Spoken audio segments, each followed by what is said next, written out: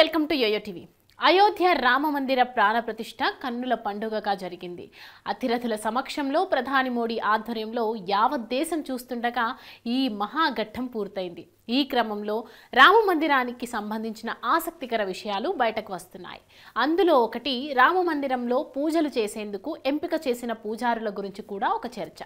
అయితే 22 ఏళ్ల మోహిత్ పాండే రామ మందిరంలో పూజలు చేసేందుకు ఎంపిక అయ్యారు. అంతే.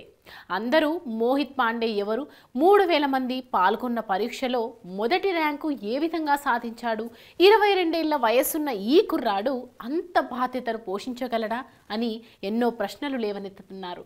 మరి ఇంతకీ ఈ మోహిత్ పాండే ఎవరనేది తెలుసుకుందాం. అయోధ్యలో రాముడికి 31 సంవత్సరాల నుంచి ఆచార్య సత్యేంద్ర దాస్ పూర్తి అంకిత భావంతో పూజలు చేస్తున్నారు. ఆయన తన పూర్తి జీవితాన్ని ఆ రాముడికి అంకితం చేశారు. 1958లో శాశ్వతంగా అయోధ్యకు వచ్చారు. 1992లో రామ జన్మభూమిలో మందిరం యొక్క ప్రధాన అర్చకుడిగా నియమించబడ్డారు. అప్పటి నుంచి రాముడికి పూజలు చేస్తున్నారు.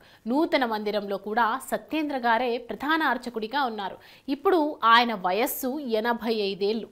ఈ కారణంగా యూపీ ప్రభుత్వం రామ మందిరంలో ఆయన తర్వాత ప్రధాన అర్చకుడిగా నియమించే బాధ్యతను సత్యేంద్ర దాస్కు అప్పగించారు. 2023లో యూపీ ప్రభుత్వం రామ మందిరం పూజారి నియామక ప్రక్రియను ప్రారంభించింది.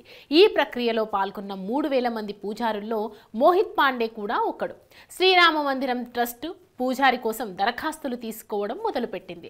ఈ దరఖాస్తులో కొన్ని షరతులున్నాయి. దరఖాస్తుదారుడి వయస్సు 20 నుండి 30 ఏళ్ల మధ్యలో ఉండాలి. గురుకుల విద్య అవసరం. దరఖాస్తుదారుడు శ్రీరాముడి దీక్షకు అర్హత కలిగి ఉండాలి. ఇండియా నుంచి 3000 మంది దరఖాస్తు చేసుకున్నారు. వాళ్ళలో ఫిల్టర్ చేసి 200 మందిని ఇంటర్వ్యూకు సెలెక్ట్ చేశారు. ఇంటర్వ్యూకు సెలెక్ట్ అయిన వాళ్ళల్లో మోహిత్ పాండే కూడా ఉన్నారు. వీళ్ళంతా అయోధ్యకు వచ్చారు. ఇంటర్వ్యూ చేసే ప్యానెల్లో హిందూ ప్రవక్త జయకాంత్ మిశ్రా, అయోధ్యలోని ప్రముఖులైన మహింద్ మిథిలేష్, నందిని శరణ్, సత్యనారాయణ దాస్ ఉన్నారు. వీరందరూ వేదాలను నుంచి ఆరాధన పద్ధతులపై పూర్తి జ్ఞానం కలిగి ఉన్నారు.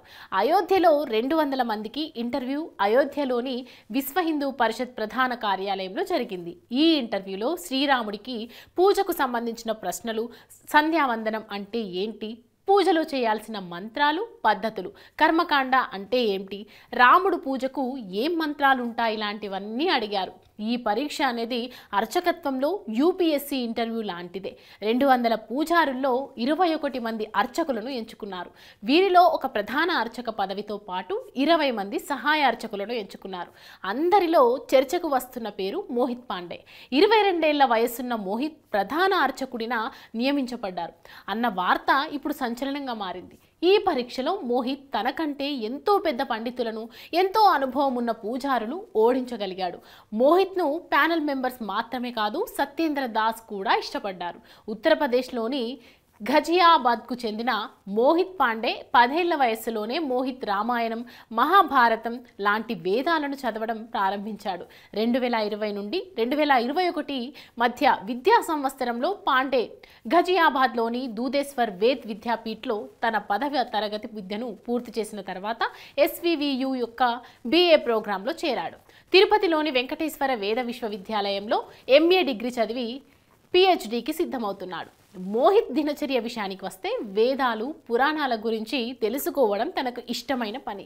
సోషల్ మీడియాకు దూరంగా ఉంటాడు. లోకంలో మాయల మీద తనకు ఆసక్తి లేదు. ముఖం చూడటానికి ప్రకాశవంతంగా ఉంటుంది. సరళమైన ఆహారం తీసుకుంటాడు.